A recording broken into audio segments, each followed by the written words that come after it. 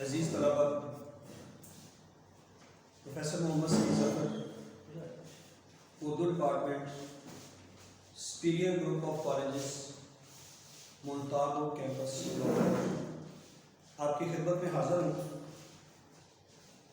آج کا ہمارا ٹاپک بیٹا ہے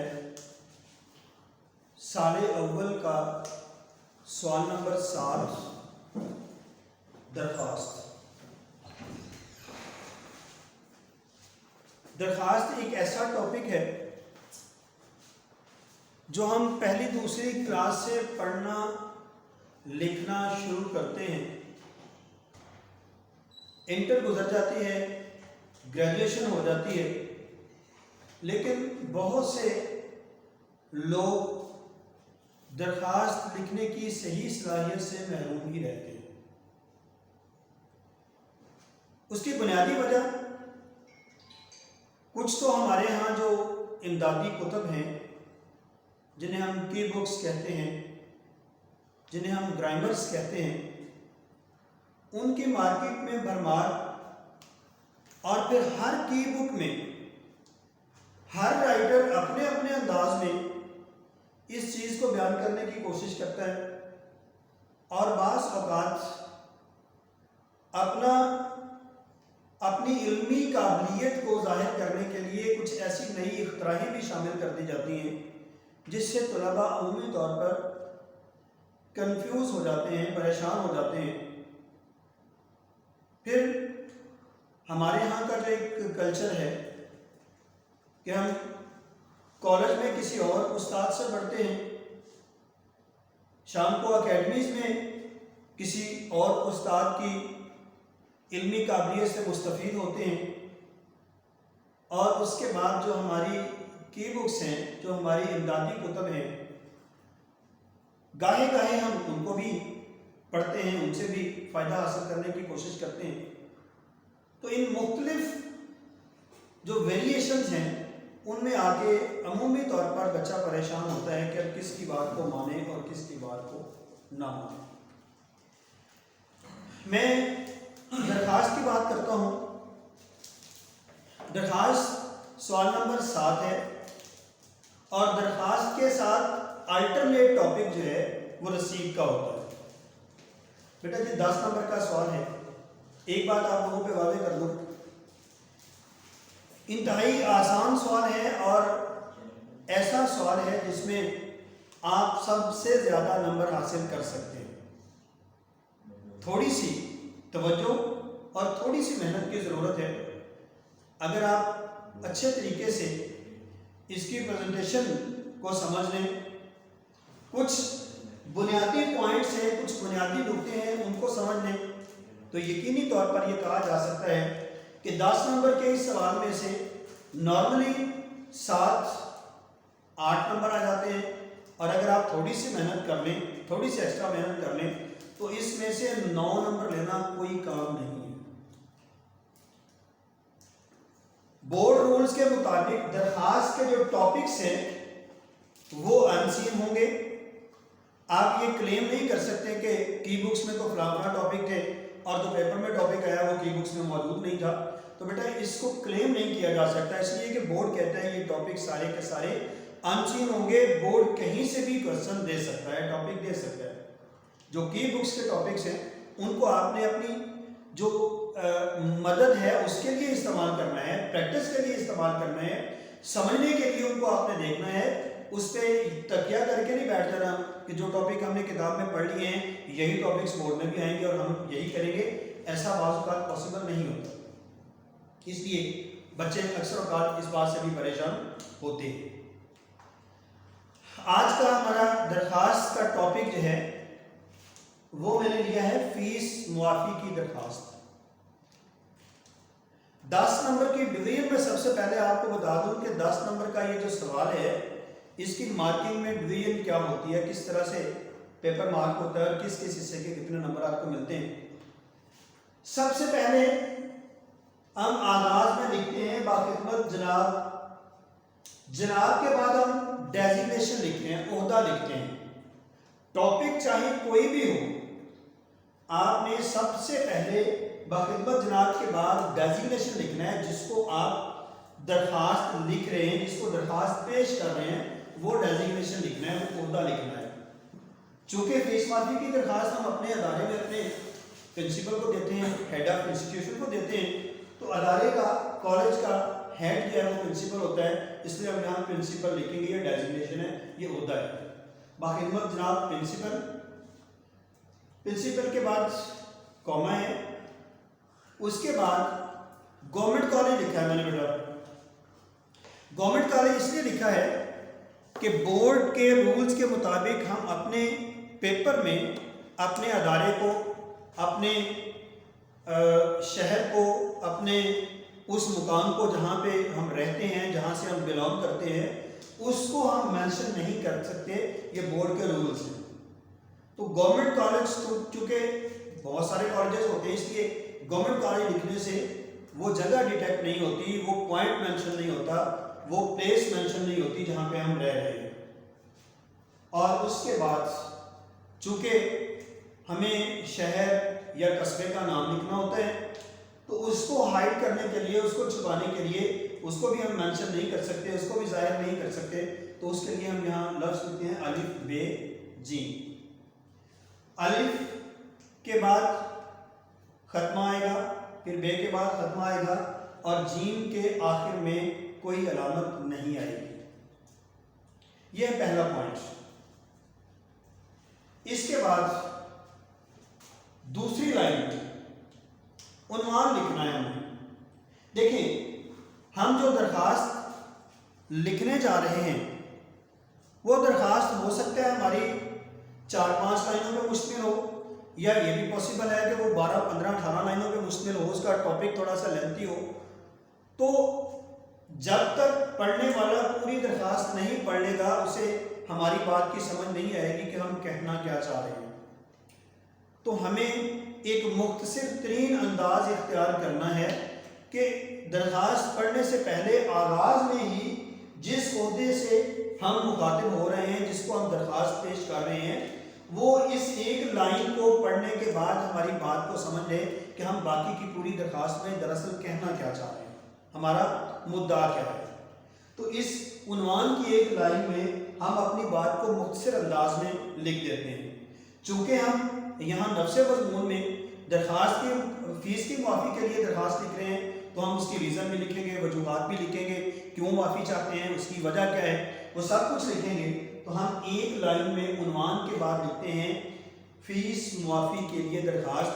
अब पढ़ने वाले को फ़ौरन बात समझ आ जाएगी कि जो दरखास्त लिखी गई है वो फ़ीस माफ़ी के लिए है। बाकी दरखास्त का पढ़ना ये उस पर डिपेंड करता है जो अथॉरिटी है, जो इख्तियार रखने वाले मजाज अथॉरिटी है। जी, उन्वान। उन्वान की हेडिंग देने के बाद राब्ता की अलामत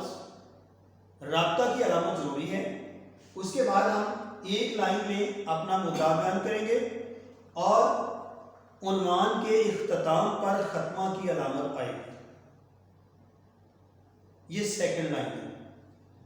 इसके बाद इससे नीचे तीसरी लाइन में हमने लिखा है जनाबे आली। जिस डेजिग्नेशन को, जिस ओहदे को हमने दरखास्त देनी है, उसकी ड्यू रिस्पेक्ट के मुताबिक हम मुखातिब करेंगे उस ओहदे को जनाब अली के लफ्ज़ के साथ। और जनाब अली के बाद एक्सक्लेमेशन मार्क अंग्रेजी में कहते हैं, उर्दू में हम इसको कहते हैं निदाइया। खिताबी अंदाज के जो जुमले होते हैं उनमें जो अलामत इस्तेमाल होती है उसको निदाइया कहते हैं। तो चूँकि हम खिताब कर रहे हैं, पुकार रहे हैं, इसलिए निदाइया की अलामत आएगी। यहाँ तक थोड़ी सी वजाहत मज़ीद करना चाहूँगा प्रेजेंटेशन के हवाले से। अमूमन बच्चों के जहन में ये बात होती है कि जी पहली लाइन का आगाज़ कहाँ से करना है, उन्वान की हेडिंग कहाँ पे लिखनी है, उन्वान वाली जो लाइन है वो कहाँ पे लिखनी है, जनाब वाले को हम कहाँ पे लिखेंगे। तो बेटा इनके लिए मैं वजाहत के साथ आपको बता दूँ आपकी आसानी के लिए कि पहली लाइन आगाज़ मार्जिन लाइन से 2 लफ्ज़ों की जगह छोड़ के करेंगे। इसके बाद सेकंड लाइन में, दूसरी लाइन में उन्वान लिखा है हमने, उन्वान भी बाखिदमत के बिल्कुल नीचे से हेडिंग उसकी, और राब्ता की अलामत के बाद उसी लाइन में अपनी बाकी बात मुकम्मल करेंगे। जनाब अली का लफ्ज़ मैंने लिखा है, राब्ता की अलामत जो है उन्वान के बाद, उसके नीचे से मैंने इसका आगाज किया है जनाब अली का। ये बात याद रखनी है कि ये हमारा पेज है और इस पेज का ये तकरीबन दरमियान बनता है, पेज का सेंटर।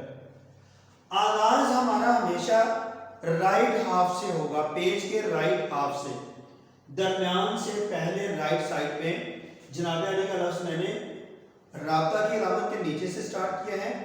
ये कोई पाबंदी नहीं है, ये कोई रूल की बात नहीं है, आपकी मर्जी है। अगर आपको यहाँ अच्छा लगता है तो आप यहाँ लिख सकते हैं, अगर आपको उन्वान के नीचे से लिखना अच्छा लगता है, ज़्यादा बेहतर महसूस करते हैं, तो आप वहाँ से लिख लें। आप इसको यहाँ से थोड़ा आगे ला के पेज के बिल्कुल दरमियान तक लेके आना चाहें तो भी कोई पाबंदी नहीं है, लेकिन पेज के दरमियान से आगे इसको नहीं आना। ये बात क्लियर कर। ये प्रेजेंटेशन है, खुदा न खास्ता कोई हार्ड एंड फास्ट रूल्स नहीं है कि जहाँ पे मैंने जनाब अली का लफ्ज़ लिख दिया आपने यहीं पे लिखना है इसको, ऐसी कोई बात नहीं है। आपको कन्वीनियंट लगता है कि आप उन्वान के नीचे से लिखें तो आप वहाँ से लिख लें, आपको अच्छा लगता है आप अलामत के नीचे से लिखें। एक सिमेट्री बन जाती है, एक खूबसूरती बन जाती है अगर हम इसकी तरतीब का थोड़ा सा ख्याल कर लेते हैं। चूँकि मार्किंग करने वाले टीचर ने सिर्फ मटेरियल नहीं देखना बेटा, सिर्फ इमला को चेक नहीं करना। हमारी प्रेजेंटेशन बहुत ज़्यादा काउंट करती है हमारे नंबरों के बढ़ने में। हमें पेपर में एक एक नंबर की नहीं, आधे आधे नंबर की भी ज़रूरत है। हमें आधे नंबर से भी दूसरों से मार्जिन लेना है, तो फिर हमें कोशिश करनी है कि वो चीज़ जो ज़्यादा बेस्ट लगे, जो देखने में अच्छी लगे, हम उसको उस अंदाज में प्रेजेंट करेंगे। तो ये चीज़ जो है इसको आप अपने हिसाब से लिख सकते हैं, लेकिन पेज के दरमियान से पहले पहले। जनाब अली के बाद अब दो सूरतें होती हैं। एक तो ये कि जनाब अली से आगे उसी लाइन में आप आगाज़ कर सकते हैं, अगर आप करना चाहें तो उस पर भी कोई पाबंदी नहीं।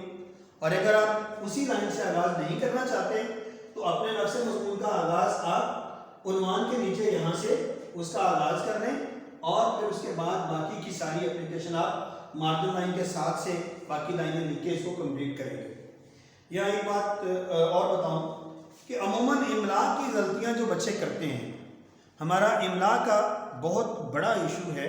उर्दू में खुसूसन इमला के बहुत ज़्यादा मसाइल है बच्चों को, क्योंकि इंग्लिश मीडियम बैकग्राउंड से मोस्टली बच्चे हमारे पास आते हैं, तो वहाँ पे उर्दू के इमला पे इतनी तवज्जो नहीं दी गई होती, लिहाजा यहाँ आके बच्चों को इस परेशानी का सामना करना पड़ता है, यानी उर्दू का इमला जो है वो बहुत कमज़ोर होता है। तो हमें इस चीज़ का ख़ास तौर पर ख्याल रखना है। जनाब अली के बाद जब हम अपनी बात का आगाज़ करते हैं, देखिए जब हम अपना कोई काम किसी से लेना चाहते हैं, अपना कोई मकसद किसी से लेना चाहते हैं, तो हम बड़े अच्छे और पोलाइट वे में उससे बात करते हैं, जिससे भी हमें बात करनी है। एक तो वो शख्स हमसे ओहदे में बड़ा है, इल्म में बड़ा है, मुकाम और मरतबे में बड़ा है, हो सकता है उम्र में भी हमसे बड़ा हो, और दूसरी बात ये कि हम उससे अपना कोई काम लेना चाह रहे हैं, तो डेफिनेटली हमें अपनी बात जो है उसको अच्छे अंदाज में रिस्पेक्टिव वे में उसका आगाज़ करना है। तो जनाब अली के बाद हम लफ्ज़ लिखते हैं, बहुत से अल्फाज हैं, मुअद्दबाना गुजारिश है, अदब से गुजारिश है, नहायत अदब से गुजारिश है, लेकिन इन तमाम अल्फाज को छोड़ के मैं लफ्ज़ लिखना चाहूँगा, बताना चाहूँगा आपको कि आप लफ्ज़ लिखें मुअद्दबाना इल्तमास है। इल्तमास के लफ्ज़ में इमला की गलती कम होती है, गुजारिश के लफ्ज़ में अमूमन बच्चे इमला की गलती करते हैं। कुछ बच्चे जाल से गुजारिश लिखते हैं, जे से गुजारिश है, तो वो छोटी सी गलती है, माइनर सी, जिसको अमूमी तौर पर बच्चे शायद फील भी नहीं करते, लेकिन इमला की ये गलती हमारे लिए नंबरों की कमी का बायस हो सकती है। इसलिए बेटा जी हम आगाज़ करेंगे इल्तमास से। मैं यहाँ लफ्ज़ लिखने लगा हूँ, अदब से इल्तमास है या मुअद्दबाना इल्तमास है। मैंने यहाँ से इसका आगाज़ किया जनाब अली के नीचे से, मुअद्दबाना इल्तमास है कि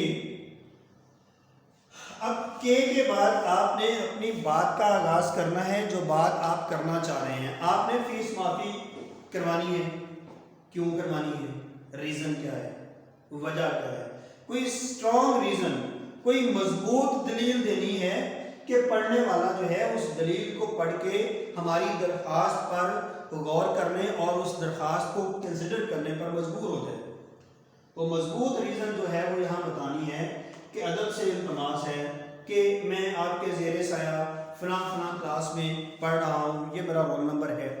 उसके बाद आप बताएंगे कि मेरा ताल्लुक़ फ़लाँ इलाके से है, मेरे वालिद साहब एक गरीब आदमी हैं, मजदूरी पेशा हैं, मजदूरी करते हैं और मजदूरी के हालात भी कुछ ऐसे हैं कि कभी मजदूरी मिलती है, कभी नहीं मिलती। हम 3 बहन भाई हैं, 4 बहन भाई हैं, कुछ भी आप लिख सकते हैं। ये रीज़न बतानी है ताकि पढ़ने वाले को पता लगे कि वाकई आपकी ये मजबूरी है।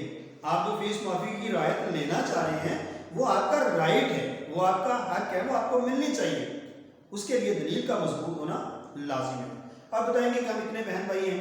उसके बाद आप बताएंगे चूँकि सारे बहन भाई पढ़ते हैं इसलिए वालिद साहब के लिए ये मुमकिन नहीं है कि हम तमाम बहन भाइयों की जो स्कूल की या कॉलेज की फ़ी है वो मुकम्मल तौर पर अदा कर सकें। मुझे पढ़ने का शौक़ है, मेरा तालीमी रिकॉर्ड भी बेहतर है और मेरे तमाम असातिज़ा भी मुझसे खुश हैं तालीमी लिहाज से। इसलिए मेरी आपसे दरख्वास्त है कि आप मेरी कॉलेज की फ़ी माफ़ कर दें ताकि मैं अपनी तालीम के सिलसिले को आगे जारी रख सकूं और मेरा तालीमी सिलसिला मुनक़ते ना हो। ये एक अच्छा वे है, अच्छा अंदाज़ है कि आप अपनी बात को बेहतर अंदाज में कन्वे कर रहे हैं।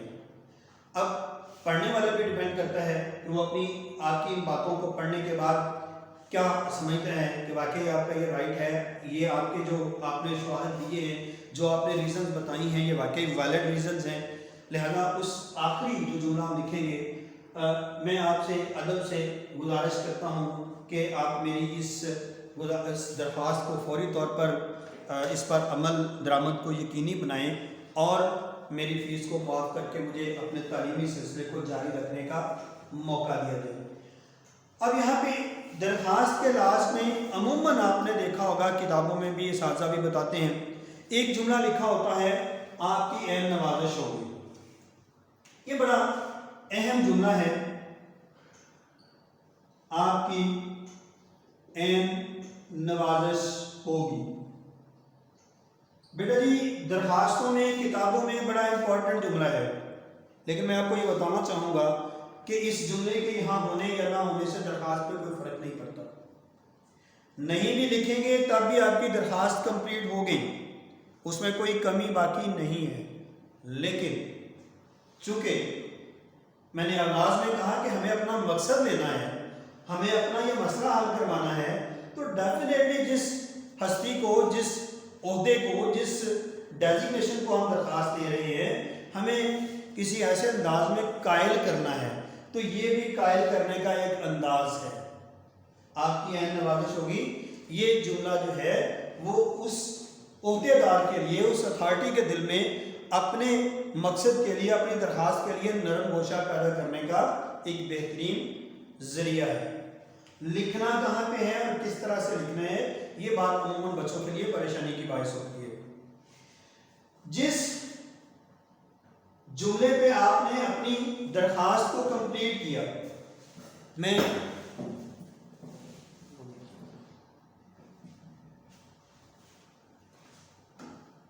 जिस जुमले पे आपने अपनी दरख्वास्त को कंप्लीट किया है, उस जुमले को आपने, अगर वो लाइन बाकी बचती है तो उस लाइन को, फॉर एग्जांपल आपने ये दरख्वास्त आपकी कंप्लीट हो गई, यहां पे आके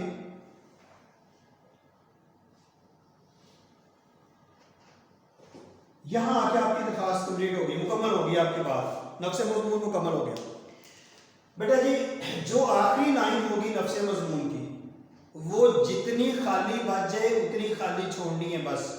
अगर आपने यहाँ पहला एक लफ्ज़ लिखा है और उसके बाद बाकी की सारी लाइन खाली बच गई तो सारी खाली छोड़ दें।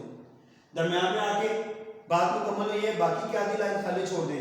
अगर आपकी बात यहाँ आके मुकम्मल हुई है एंड पे, تو اس کے نیچے لائن خالی نہیں چھوڑنی، ہرگز نہیں چھوڑنی، یہ بات نوٹ کر لیں۔ اور یہ بات دوبارہ دہرانا چاہوں گا کہ یہاں سے لے کر آغاز سے لے کر اختتام تک کوئی بھی لائن بلا وجہ خالی نہیں چھوڑنی بیٹا۔ اس کی 2-3 ریزنز ہیں۔ پہلی ریزن یہ ہے کہ جب آپ لائنیں خالی چھوڑتے ہیں بیچ میں تو مارکنگ کرنے والے ٹیچر کے ذہن میں آپ کے لیے جو امیج بنتا ہے وہ نیگیٹو ہوتا ہے، یعنی ذہن میں پیپر کو دیکھتے ہی پہلی بات یہ آتی ہے کہ بچے کو شاید آتا جاتا کچھ نہیں ہے، اس نے لائنیں چھوڑ چھوڑ کے لکھا ہوا پیپر کو بھرنے کی کوشش کی ہوئی ہے، اسے آتا کچھ نہیں ہے۔ یہ ایک ایسا نیگیٹو پوائنٹ آپ کا چلا جائے گا کہ پھر سارا پیپر جو ہے وہ آپ کا اسی ذہن کے ساتھ چیک ہوگا۔ یہ انسان کی سائیکی ہے، اس بات پہ ذرا غور کیجیے گا، لائن خالی نہیں چھوڑنی۔ دوسری جو اہم ریزن ہے وہ یہ ہے کہ چونکہ ہمیں جو آنسر شیٹ ملتی ہے، جو بورڈ کی جوابی کاپی ہمیں ملتی ہے وہ مخصوص ہے، اس کے پیجز مخصوص ہیں، وہ 28 یا 30 یا 32 پیجز جو ہیں وہ اس کے ہیں۔ اس کے بعد اگر آپ کا کوئی سوال باقی بچ جاتا ہے، آپ نے لائنیں چھوڑ چھوڑ کے لکھا ہوا ہے، تو ڈیفینیٹلی وہ کاپی مکمل ہوگی، آپ کا کوئی سوال ایک آدھ بچ جائے گا تو وہ کہاں پہ لکھیں گے، کیونکہ ایکسٹرا شیٹ تو ملنی نہیں ہے۔ اس لیے بیٹا اس چیز کا خاص طور پر دھیان رکھنا ہے کہ آپ نے لائن بلا وجہ خالی نہیں چھوڑنی۔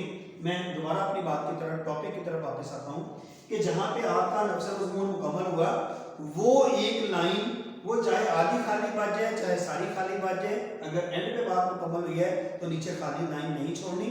اب اس لائن کے بعد جہاں پہ بات مکمل ہوئی، اس سے نیچے والی لائن پہ آپ نے پیج کے ہاف سے لیفٹ سائڈ پہ، میں نے کہا تھا آغاز ہمارا رائٹ ہاف سے ہوگا، اختتام ہمارا لیفٹ ہاف میں ہوگا، تو لیفٹ سائڈ پہ اس سے نیچے والی لائن میں لکھنا ہے آپ کی این نوازش ہوگی۔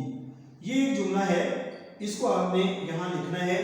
اب میں نے پہلے بتایا کہ اس جملے کا لکھنا یا نہ لکھنا دونوں سے کوئی خاص فرق نہیں پڑتا، لیکن چونکہ ہمیں ہمدردی حاصل کرنی ہے اپنے مقصد کے لیے تو ہمیں یہ جملہ لکھ دینے میں کوئی پرابلم، کوئی مسئلہ نہیں ہونا چاہیے۔ اس کے بعد اس سے نیچے والی لائن پہ آپ لکھیں گے درخواست گزار، وہ شخص جو درخواست لکھ رہا ہے، یعنی اس کے بعد آپ کا تعارف یہاں پہ آئے گا، آپ لکھیں گے اپنے اس ڈیزگنیشن ہولڈر کی رسپیکٹ اور اس کے ساتھ آپ کا جو ریلیشن بن رہا ہے اس کے مطابق آپ یہاں لکھیں گے آپ کا تابع فرمان شاگرد یا آپ کی تابع فرمان شاگرد۔ یہاں یہ بات یاد رکھیے گا کہ میل اور فیمیل کی تخصیص یہاں پہ عمومی کتابوں میں، پرانی کتابوں میں ہوتا تھا، اب تو ختم ہو گیا، شاگردہ لفظ لکھا ہوتا تھا، لڑکی کے لیے آپ کی تابع فرمان شاگردہ۔ تو بیٹے جب ہم نے آپ کی لکھ دیا تو پھر شاگردہ کا لفظ نہیں آئے گا، جمع اور جمع کے اصول کے تحت یہ جملہ غلط ہو جائے گا، 2 دفعہ جمع کا صیغہ نہیں آئے گا۔ آپ کی جب کی لکھ دیا تو اس نے جملے کو مؤنث کر دیا، اب شاگردہ لکھنے کی ضرورت نہیں ہے، آپ کی تابع فرمان شاگرد یا آپ کا تابع فرمان شاگرد، دونوں صورتوں میں لفظ شاگرد ہی رہے گا، اس کے بعد کوئی علامت نہیں آئے گی۔ جس طرح درخواست گزار کے بعد کوئی علامت نہیں، اس طرح اس کے بعد بھی کوئی علامت نہیں آئے گی۔ آغاز میں ہم نے لکھا تھا الف جیم، اپنے شہر کو وہاں نہیں لکھنا، مینشن نہیں کرنا، تو اس کے لیے ہم نے جملہ لکھا تھا، لفظ لکھا تھا الف جیم۔ اختتام پر اسی کی تقلید میں یہاں پہ ہم اپنا چونکہ نام یا رول نمبر مینشن نہیں کر سکتے تو ہم لکھیں گے دال ہے واو، لام میم نون یا چھوٹی ہے بڑی ہے ابدا وغیرہ نہیں لکھنا، کیونکہ یہ ابجد حفظ کا ایک اصول ہے، اس اصول کے تحت جب ہم الف جیم لکھتے ہیں یہاں دال ہے واو لکھیں گے۔ اب رہ گئی تاریخ۔ تاریخ بیٹا جی آپ نے لکھنی ہے جس لائن کے اوپر آپ نے درخواست گزار لکھا ہے اسی لائن کے اوپر رائٹ سائڈ پر مارجن لائن کے بالکل ساتھ تاریخ لکھنی ہے۔ جس لائن کے اوپر درخواست گزار لکھا ہے اسی لائن کے اوپر رائٹ سائڈ پر مارجن لائن کے ساتھ ہم نے تاریخ لکھنی ہے۔ تاریخ میں 2-3 چیزیں ہیں، عموماً بچے اس کو غلط کر کے آتے ہیں، ہم بہت سے طریقوں کے مطابق لکھتے ہیں، کمپیوٹر کا طریقہ لکھنے کا الگ ہے، کتابوں میں کئی جگہوں پہ الگ مختلف طریقوں سے لکھا ہوتا ہے، تو ہمیں جو تاریخ لکھنی ہے بیٹا اس کا میں پیٹرن لکھ رہا ہوں اس پہ ذرا غور کر لیجئے گا. اس کے علاوہ کوئی اور طریقہ نہیں ہے جس سے آپ کو نمبر مل سکیں. سب سے پہلے ہم نے لکھنی ہے تاریخ اس منتھ کی. جیسے آج ہے 18 تاریخ.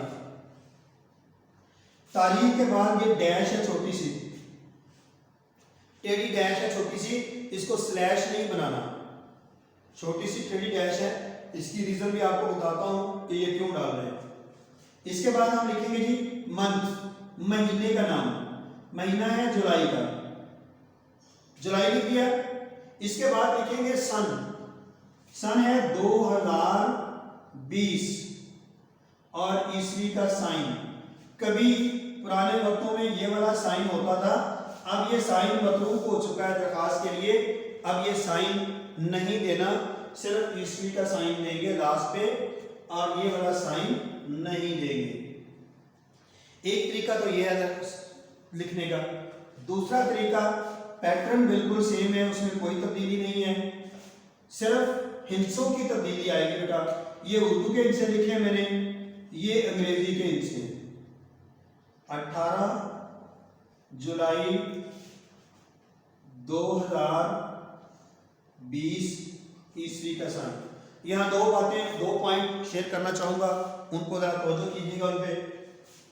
اگر آپ نے ہندسے اردو کے لکھے ہیں تو پھر سارے کے سارے ہندسے اردو کے آئیں گے. زیرو میں آ کر عموماً بچے غلطی کر جاتے ہیں. اردو کا زیرو ڈاٹ ہے بیٹا, اردو کا زیرو ڈاٹ ہے, سرکل والا زیرو نہیں ہے. اور انگریزی کا زیرو سرکل والا ہے, یہاں پہ ڈاٹ نہیں ہے. عموماً بچے یا تو یہاں پہ زیرو سرکل والا بنا دیتے ہیں, یہاں پہ ڈاٹ والا بنا دیتے ہیں. تو یہ غلطی نہیں کرنی. پیٹرن دونوں کا بالکل سیم ہے, کوئی تبدیلی نہیں ہے, صرف ہندسوں کی تبدیلی ہے.